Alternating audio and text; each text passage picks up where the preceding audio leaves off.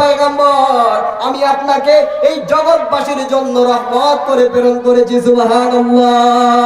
ওই দয়ার নবী, মায়ের নবী সাল্লাল্লাহু আলাইহি ওয়াসাল্লাম খানায়ে কাবার সামনে বসা, আবু বকর রাদিয়াল্লাহু তাআলা আনহু বসা, উম্মে জামিলা দুই হাতের মধ্যে পাথর নিয়ে আসছে, মুহাম্মাদের উপর আক্রমণ করবে, নবীর উপর আক্রমণ করবে।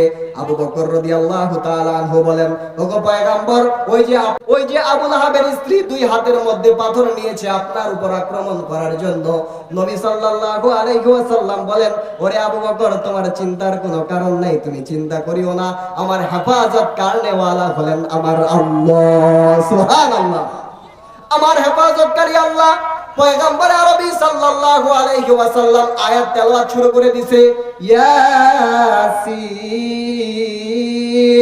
ওয়াল কুরআনিল হাকীম। আল্লাহু আকবার। পয়গম্বর আরবি সাল্লাল্লাহু আলাইহি ওয়াসাল্লাম কেরাত পড়া শুরু করেছে। আল্লাহ তাআলা মুহাম্মদ সাল্লাল্লাহু আলাইহি ওয়াসাল্লামকে একটা গোপন পর্দার মাধ্যমে আল্লাহ তাআলা আবরণ করে দিয়েছেন। সুবহানাল্লাহ। আল্লাহ তাআলা বলেন, ওয়া ইযা ক্বারাতাল কুরআনা জাআলনা বাইনাকা ওয়া বাইনাল লাযিনা লা ইউমিনুনাল আখিরাতা হিজাবাম মাসতুরা। আল্লাহু আকবার। ওগো পয়গম্বর, ওয়া ইযা ক্বারাতাল কুরআন, আপনি যখন কোরআন তেলাওয়াত করেন, আপনি যখন আল্লাহর কালাম পড়েন, জাআলনা বাইনাকা ওয়া বাইনাল লাযিনা লা ইউমিনুনাল আখিরাতা, আপনার মাঝে এবং ওই কাফেরদের মাঝে যারা আখিরাতকে বিশ্বাস করে না, আমি আল্লাহ তাআলা তাদের মাঝে একটা হিজাবাম মাসতুরা, একটা গোপন পর্দা বানায় দেই। সুবহানাল্লাহ।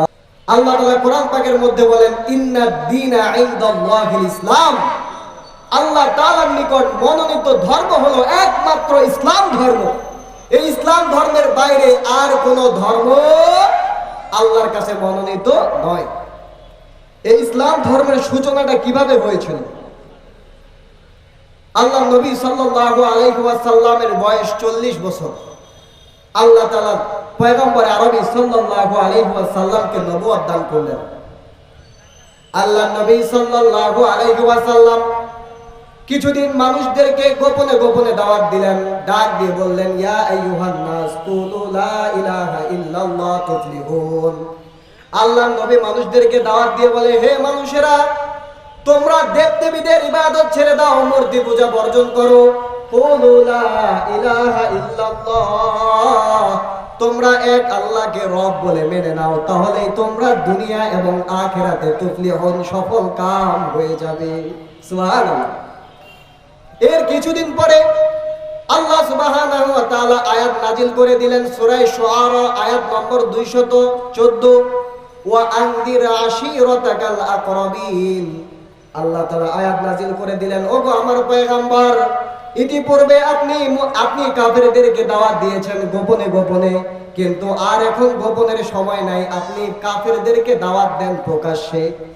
আপনি এখন প্রকাশ্যে মানুষদেরকে ইসলামের দাওয়াত দেন। পয়গম্বর আরবি সাল্লাল্লাহু আলাইহি ওয়াসাল্লাম সাইদা আলা সাফা, সাফা পাহাড়ের উপর আরোহণ করলেন। আরোহণ করে সবাইকে ডাক দিলেন, হে মক্কার কুরাইশ বংশের লোকেরা, হে অমুক বংশের লোকেরা, হে অমুক গোত্রের লোকেরা, তোমরা সমবেত হও, আমি মুহাম্মদ তোমাদের কাছে বার্তা পৌঁছাবো। সকলে একত্র হলো। এবার পয়গম্বর আরবি সাল্লাল্লাহু আলাইহি ওয়াসাল্লাম তাদেরকে বললেন, ওহে মক্কার মানুষেরা, আমি মুহাম্মদ যদি তোমাদেরকে বলি, ওই যে আমার সাফা পাহাড়ের পিছন পাশে কিছু দুশমন, কিছু শত্রু তোমাদের উপর আক্রমণ করতে চায়, তোমরা কি আমার কথা বিশ্বাস করবে? মক্কার ওই সমস্ত লোকেরা সবাই এক বাক্যে বিশ্বাস করে বলল, মা জাররাবনা আলাইকা ইল্লা সিদকা।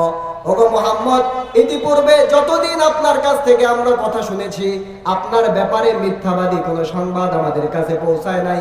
আপনি হলেন একজন সত্যবাদী মানুষ, আমরা বিশ্বাস করব আপনি যে সংবাদ পৌঁছাইছেন এই সংবাদটা হলো সত্য সংবাদ। সুবহানাল্লাহ।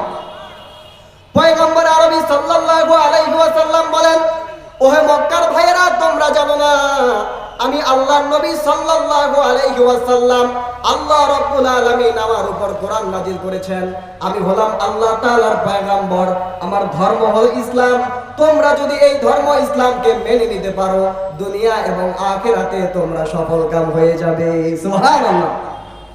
নবী সাল্লাল্লাহু আলাইহি ওয়াসাল্লাম দাওয়াত দিয়েছে, নবী সাল্লাল্লাহু আলাইহি ওয়াসাল্লামের আপন চাচা আবু লাহাব বলতেছে, তাব্বান লাকা ইয়া মুহাম্মদ আলি হাদা দাআউতানা, হে মুহাম্মদ তুমি ধ্বংস হয়ে যাও, এই কারণেই কি আমাদেরকে ডাকছো এই অনর্থক কথা শোনার জন্য?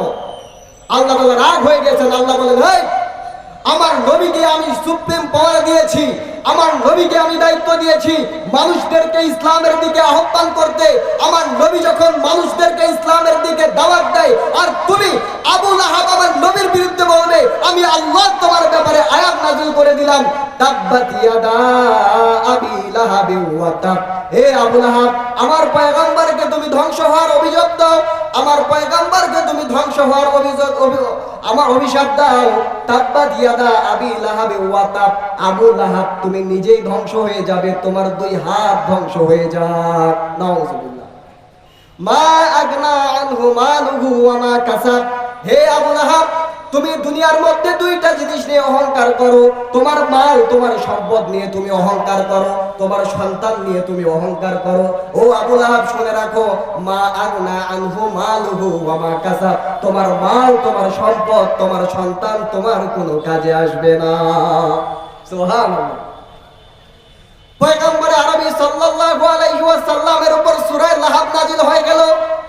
আল্লাহ তাআলা বলেন, তাব্বাত ইয়াদা আবি লাহাব ওয়া তাব, মা আগনা আনহু মালুহু ওয়া মা কাসাব, সায়াসলা নারান যাতা লাহাব, এই আবু লাহাব অচিরেই জাহান্নামের মধ্যে জ্বলবে। শুধু আবু লাহাব না, সায়াসলা নারান যাতা লাহাব ওয়া ইমরাআতুহু, আবু লাহাবের স্ত্রী যার নাম হলো উম্মে জামিলা, আল্লাহ তাআলা তার নাম কোরআনের মধ্যে নেয় নাই।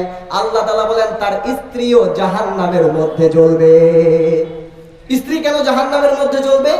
আল্লাহ তাআলা একটা তাফসীর, আল্লাহ তাআলা একটা তার গুণ নিয়ে আসছে, হাম্মা লাতাল হাতাব, তার স্ত্রীর কাজ হলো কাঠ বহন করা, কাঠ সংগ্রহ করা। কাঠ দিয়ে মানুষ কি করে? লাকড়ি দিয়ে কি করে? আগুন জ্বালায়। তেমনি ভাবে এই মহিলা আবু লাহাবের স্ত্রী উম্মে জামিলা, নাম দিছে উম্মে জামিলা, আসলে উম্মে কবিহা। সে কি করতো? মুহাম্মদ সাল্লাল্লাহু আলাইহি ওয়াসাল্লামের ব্যাপারে ষড়যন্ত্র করতো, লোকদেরকে বলতো ওই যে আমার ভাতিজা আমার বেহাই মুহাম্মদ, ওই মুহাম্মদ যেই দাওয়াত দেয়, যেই ধর্মের দাওয়াত দেয়, ওই দাওয়াত তোমরা গ্রহণ করবে না, ওই মুহাম্মদ হলো একজন পাগল। জোরে বলেন নাউজুবিল্লাহ। বলে ওই মুহাম্মদের কাছে যাবে না, ওই মুহাম্মদ হলো একজন পাগল ব্যক্তি, তোমরা পাগলের কাছেও যাবে না। যখন লোকদেরকে বলে মুহাম্মদ পাগল, লোকেরা চিন্তা করে দেখে এটা কোন পাগল, আমাদের একটু দেখার দরকার আছে। লোকেরা যখন নবী সাল্লাল্লাহু আলাইহি ওয়াসাল্লামের কাছে যায়, পয়গম্বর আরবি সাল্লাল্লাহু আলাইহি ওয়াসাল্লাম খানায়ে কাবার সামনে বসে বসে কোরআন শরীফ তেলাওয়াত করছেন।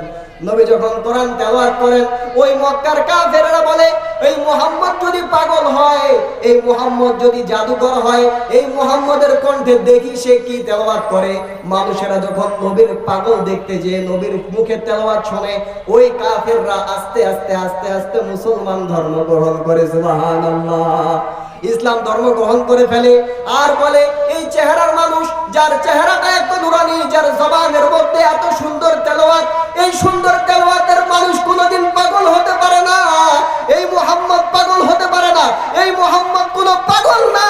ও মুহাম্মদ দাও দাও, তোমার হাতে হাত রেখে আমাকে তুমি মুসলমান বানায় দাও, আমরা আর কাফের থাকতে চাই না, আমাদেরকে তোমার হাতে হাত রেখে মুসলমান বানাও। এই কাফেররা আস্তে আস্তে সবাই মুসলমান হওয়া শুরু করে দেয়। সুবহানাল্লাহ।